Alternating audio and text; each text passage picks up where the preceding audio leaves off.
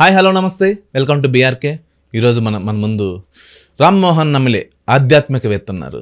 Hi sir, నమస్తే. నమస్కారం అండి. ఎలా ఉన్నారు? సో ఫార్ బాగున్నాను.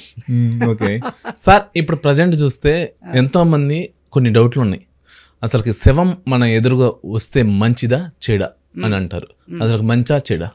ఇవన్నీ బీబీడి అంటానండి నేను. తెలుగులో బీబీడి అంటే ఫస్ట్ ఇంగ్లీష్లో బయాస్, బిలీఫ్, డౌట్. బయాస్ అంటే మనకు ఒక పూర్వ అభిప్రాయం ఉంటుంది, పూర్వ నిశ్చిత అభిప్రాయము. అది ఒకళ్ళకి కానీ ఒక విషయానికి ఫేవరబుల్గా ఉండొచ్చు, అగెన్స్ట్గా ఉండొచ్చు. That is bias. బిలీఫ్ నమ్మకం ఉంటుంది, కానీ గుడ్డి నమ్మకాలు ఉండరాదు. బ్లైండ్ బిలీఫ్ అంటాం ఇంగ్లీష్లో. చాలామందికి బ్లైండ్ బిలీఫ్స్ ఉంటాయి. బిలీఫే బ్లైండ్, ఇంకా డబుల్ ఫోల్డ్ అవుతుంది బ్లైండ్ బిలీఫ్ అయితే. Then the doubt. అటా ఇటా, ఇదా అదా, ఇది డౌట్. ఈ మూడు మనిషికి చాలా సంకట పరిస్థితుల్లో పెడతాయి. ఇది ఎంత తక్కువ ఉంటే అంత మంచిది. I say that first. Now మీరు అడిగారు, శవము మన ఇంటి ముందు నుంచి పోతుంటే రోడ్డు నుంచి ఏదైనా పోవచ్చు కదా. యూ క్యాంట్ ఆస్క్ ద శవము మా ఇంటి నుంచి పోవు అనడానికి. ఇంటి ముందు కాదు సార్, మనకి ఎదురుగా వస్తే అర్థమైంది. నేను అంటే ఐఎమ్ స్టార్టింగ్ దట్ వే. ఇంటి ముందు నుంచి మనం ఆపలేము. ఇక మీరు పోతున్నారు, శవం మీకు ఎదురుగా వస్తుంది, మీకు చూడడం ఇష్టం లేకపోతే పక్క రూట్లో వెళ్ళండి, నంబర్ 1. కానీ మీ ఇంట్లో కూడా శవం వస్తుంది కదా ఎప్పుడో ఒకసారి. ఈ జ్ఞానం ఉండాలన్నా వద్దా? అప్పుడు వేరే వాడు ఏమనుకుంటాడు అంటే, మిర్రర్ రిఫ్లెక్షన్స్ అనే మన జీవితం అంతా, మనిషి జీవితం అంతా దర్పణంలో బింబ ప్రతిబింబ పద్ధతిలోనే జరుగుతుంటుంది. కనుక చావడం అనేది సహజమైనటువంటి వరం. విషయము వరము. నేను చెప్పింది వరము.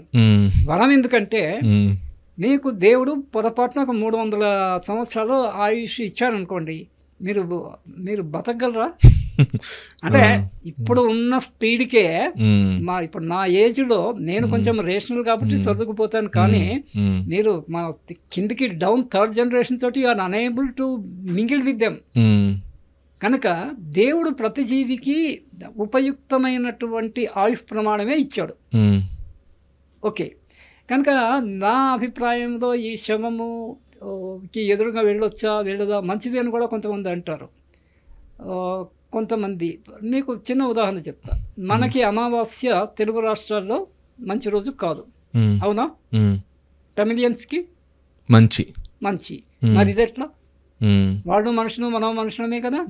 వాళ్ళు భారతీయులు, మనం భారతీయులమే కదా. అంటే ఇదంతా సాంప్రదాయాన్ని బట్టి, సాంప్రదాయము సంస్కారాన్ని బట్టి, ఆచార వ్యవహారాలు, ఫ్యామిలీ ట్రెడిషన్ బట్టి కొన్ని కుటుంబాల్లో కొన్ని ఆచరిస్తుంటారు. దీంట్లో కంపరెంట్గా విషయం ఏమున్నది? నీకు శవం నీకు ఎదురొస్తే you come back, post phone the work that day, you can do anything. అంటే అది పోస్ట్ పోనబుల్ అయితే. అర్జెంట్ అయితే పిచ్చోడ తిరిగా డోంట్ పోస్ట్ పోన్ ఇట్. నువ్వు ఉద్యోగం ఇంటర్వ్యూకి వెళ్తున్నావు,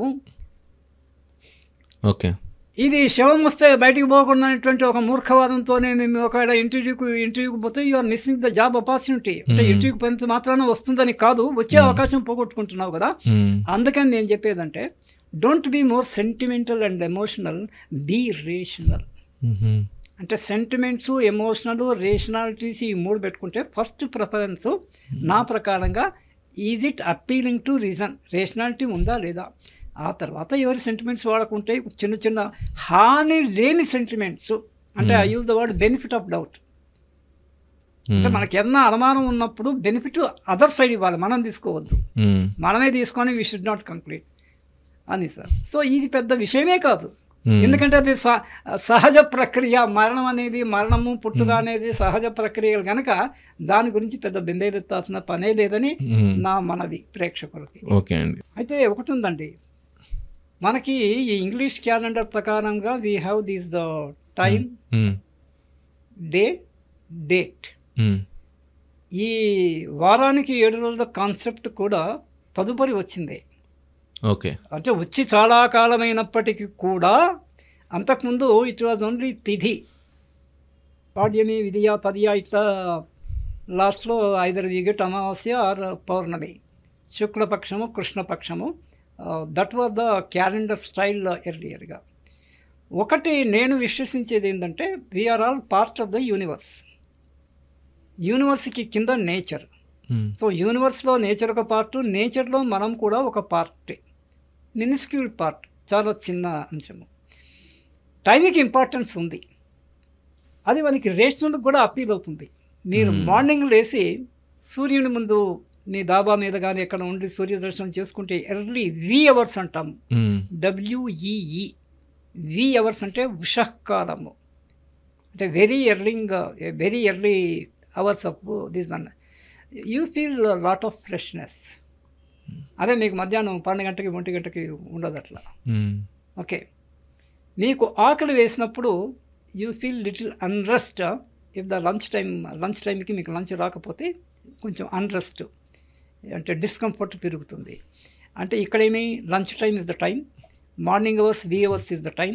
సో టైమును బట్టి మనిషి ప్రవర్తనలో మార్పులు వస్తాయి. This is the one thing. Then events and occasional సంఘటనలు, ఏదైనా కూడా 3 రకాలు ఉంటాయండి వెంకట్ గారు. బగ్ అంటాను నేను, BUG, bug is also a word. కీటకాన్ని బగ్ అంటాము. నా bug good, bad and ugly.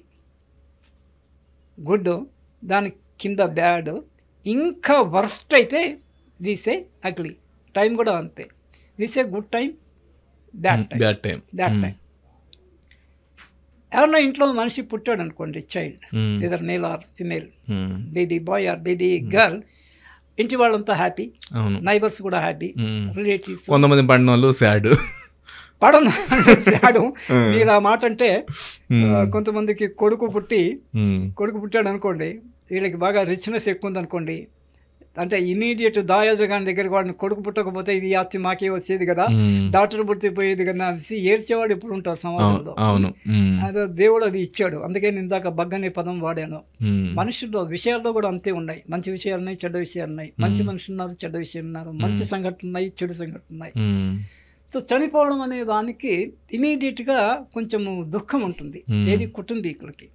మరి ఏమైనా చనిపోయినప్పుడు మనం అక్కడికి పోవడము తటస్థిస్తే, అంటే తెలిసిన తర్వాత పోతాం ఒకటి, కాకతాళీయంగా ఆ చనిపోవడము మనం వెళ్ళడము ఒకేసారి అయిందనుకోండి, లేదు తర్వాత పోయినా కూడా మనము నార్మల్ ఫేస్తో, నవ్వు ఫేస్తోనే వెళ్ళం కదా, వెళ్ళకూడదు కదా. అంటే వాళ్ళ దుఃఖంలో పాలు పంచుకోవడం అంటాం మనము. పాలు పంచుకోవడం అంటే, పాలు అంటే షేర్ ఒక అర్థము, పాలు అంటే మిల్క్ ఇంకో అర్థము. పాలు పంచుకోవడం అంటే we have to share their grief with us. మనకి అంటే చనిపోయిన వ్యక్తితో మనకున్న సంబంధము ఒకటి. ఇప్పుడు జీవించి ఉన్న వాళ్ళు, ఎవరింట్లో అయితే మరణము అయిందో వాళ్ళతో మనకున్న సంబంధాన్ని బట్టి this A grief period. Grief period ఎంతకాలం అంటే, చనిపోయిన క్షణం నుంచి శ్మశానములో పార్థివ దేహం అంటాము, మార్టల్ రిమైన్స్ ఇంగ్లీష్లో. దాన్ని దహనం చేయడం కానీ లేకపోతే పూడ్చిపెట్టడం కానీ కొన్ని దాంట్లో వాళ్ళ పద్ధతి ప్రకారం వాడు చేస్తుంటారు. అది అయిపోవడము ఫస్ట్ ఘట్టము. ఇక్కడ కూడా ఒక పాయింట్ ఉంది. కొంతమంది దహనం చేస్తారు, అంటే కాల్ చేయడము అయిపోద్ది అక్కడికి. ఇప్పుడు ఎలక్ట్రిక్ క్రెమెటేరియంస్ వచ్చాయి. మీరు ఎక్కడైనా గ్రేవ్ యార్డ్కి పోతే ఎలక్ట్రిక్ అయితే ఉంది, కట్టెల మీద అది కూడా ఉంది, ఇది 2 ఉన్నాయి. ఇప్పుడు ఇంకోటి మొబైల్ క్రెమెటేరియన్స్ కూడా వచ్చాయి. అఫ్లేట్ 10 లక్షలతో ఇన్స్ట్రుమెంట్ ఉంటుంది. అది మనం ఫోన్ చేస్తే ఇంటికి వస్తారు, బాడీ దాంట్లో చేస్తారు, మనకు ఆ మిగిలిన విభూతి ఇస్తారు, ఇంటి దగ్గరే. అఫ్లేట్ ఇట్ కాస్ట్ 10 lakhs అని నేను ఒక సెమినార్లో సంబడి వాజ్, అంటే ఇది ఎంప్లాయ్మెంట్ ఆపర్చునిటీస్ యొక్కకి ఇది ఒక స్కోప్. అంటే ఈవెంట్ బ్యాడ్ అయినా కూడా తప్పదు కదా అది. అంటే ఇక్కడ వెంకట్ గారు, నేను మీకు ఒక ప్రశ్న, దహనం చేయడం మంచిదా, పూడ్చిపెట్టడం మంచిదా? దహనం చేయడం మంచిది అంటారు. మరి చాలా మంది పూడ్చిపెడతారు. ఎందుకు? ఎవరి సాంప్రదాయం వాళ్ళది, ఎవరి సాంప్రదాయం వాళ్ళది. కానీ సాంప్రదాయము సమాజంలో ఉండేటువంటి సమకాలీన సమాజానికి ఇబ్బంది కారాదు. ఇప్పుడు సిటీలో, టౌన్స్లో ల్యాండ్ వాల్యుబుల్. మీరు ఉన్న ల్యాండ్ అంతా ఈ శ్మశాన వాటికల్లో బొందల గడ్డలకి పెడితే మరి హౌసింగ్ కానీ ఇండస్ట్రీకి కానీ, అంటే ల్యాండ్కి 3 రకాల ప్రయోజనాలు ఉంటాయి, 4 రకాలు. ఒకటి ఫారెస్ట్ బేసిక్గా, నెక్స్ట్ అగ్రికల్చర్, నెక్స్ట్ రెసిడెన్షియల్. అంటే హిందూ సాంప్రదాయం ప్రకారం వచ్చేసరికేమో కాలిస్తే మంచిది అంటారు. హిందువుల్లో కూడా కొంతమంది పూడ్చిపెడతారు. అవును, హిందువుల్లో కూడా సాయిబులు ఎట్లాగో వాళ్ళు ఇది చేస్తారు. నా పాయింట్ ఏంటంటే నేను కొంచెం రేషనిస్టిక్ ధోరణిలో మారుతున్నాను. మతాచార్యులు అంటే వాళ్ళ కుల పెద్దలంతా కలిసి they can reverse the decision. అంటే నేను ఎవరిని తప్పు పట్టట్లా, ఐఎమ్ జస్ట్ ట్రయింగ్ టు. అంటే మీ ఉద్దేశంలో ఇప్పుడు కాలిస్తే మంచిది కదండి, అంటే యువర్ ప్లేస్ ఈస్ సేవ్డ్ అని. నేను ఇంకా ఫర్దర్గా చెప్తా, అంటే నాతో కొంతమంది ఏకీభవించవచ్చు. కింద బరియల్ గ్రౌండ్ ఉందండి, బొందలలో ఇవి ఉన్నాయి, టోమ్స్ ఉన్నాయి. ఒక ఫ్లోర్ వదిలేసి పైన బిల్డింగ్ కట్టుకొని అది కమర్షియల్ యూజ్ రెసిడెన్షియల్ ఫ్లాట్స్ పెట్టుకోవచ్చు కదా. అంటే ఇంత రేషనల్గా ఆలోచించే దమ్ము, ధైర్యము, సత్తా ఉండాలి. అవును, ఫస్ట్ అక్కడ ఉంటాని ధైర్యం ఉండాలి. అక్కడ ఏముంది లేకపోవడం ఏముంటుంది, అక్కడ కిందనే ఉంది కదా, అది టోటల్గా క్లోజ్ చేయండి కింద నుంచి 4 sides. ఇవన్నీ మూఢనమ్మకాలు. అలా భయం అయితే కాల్ చేస్తే గొడవ లేదు కదా. అంటే మై పాయింట్ ఈజ్ దట్ మీ మూఢాచారాలని పోనీ మూఢపదం తీసేసి ఆచారాలని కూడా నీవు సమకాలీన మూల్యాంకనము చేయండి. You evaluate according to the contemporary methods. అప్పుడు చేశారు, అప్పటి కాలానికి మోస్ట్లీ అర్బనైజేషన్ తక్కువ ఉంటుంది, ఊళ్ళల్లో ఎక్కువ ప్లేసు, నువ్వు ఏం చేసినా పర్వాలేదు, దానికి ప్లేస్ ఉంది. ఇప్పుడు లేదు కదా, ఈ జ్ఞానం ఉండాలి కదా మన అందరికీ, అది సమాజానికి ఉండాలి కదా. So this is the another point. Then ఇంకోటి కూడా ఉంది, చనిపోయినప్పుడు ముహూర్త కాలము, whatever is the time, minutest time, అది మంచిదా అంటే మనకి టైము మన ట్రెడిషన్లో తీసే దుర్ముహూర్తము, సుముహూర్తం. దుర్యోధనుడు, ఆయనకి అదర్వైజ్ ఆయన అభిమానులు సుయోధనుడు అందరు, బేసిక్గా దుర్యోధనుడు ఆయన మహాభారతంలో. సో దుర్ముహూర్తము, సుముహూర్తము 2 ఉన్నాయి. సో చనిపోయిన కొన్ని నక్షత్రాలు దీన్ని పట్టి అది మంచి పీరియడ్ కాకపోతే ఇల్లు వదిలేస్తారు for a period of 6 months, 1 year. దానివల్ల నేను బెనిఫిట్ ఆఫ్ డౌట్ అనే పదం వాడాను ఇందాక. ఇల్లు వదిలేస్తే మనకి నష్టమే ఉన్నది, ఎక్కడైనా టూర్కి పోయి రావచ్చు, 1 year కాశీగా ఉండవచ్చు, లేకపోతే చుట్టాలింటికి ఎవరైనా రిసీవింగ్ వార్డ్ అయితే వెళ్ళవచ్చు, ఎక్కడైనా ఉండి రావచ్చు. దాంట్లో నష్టం లేదు, పాటించకపోయినా నష్టం లేదు, పాటిస్తే కూడా నష్టం లేదు. ఏది పాటిస్తే మనకి నష్టం లేదో అది పాటించాలి, అది నా థింకింగ్. ఏది పాటిస్తే మనకి కష్టమో నష్టమో మనకి ప్రాబ్లం అవుతుందో మీరు దేవుడికి దండం పెట్టుకోండి, పాటించకండి. సో ఇల్లు వదిలేయాల్సిన పని లేదు. దట్ ఈజ్ వన్ ఆస్పెక్ట్ ఈ మరణం గురించి. దెన్ కొంతమంది అన్టైమ్లీ డెత్ ఉంటుంది సార్, అకాల మరణం అంటాం మనము భాషలో.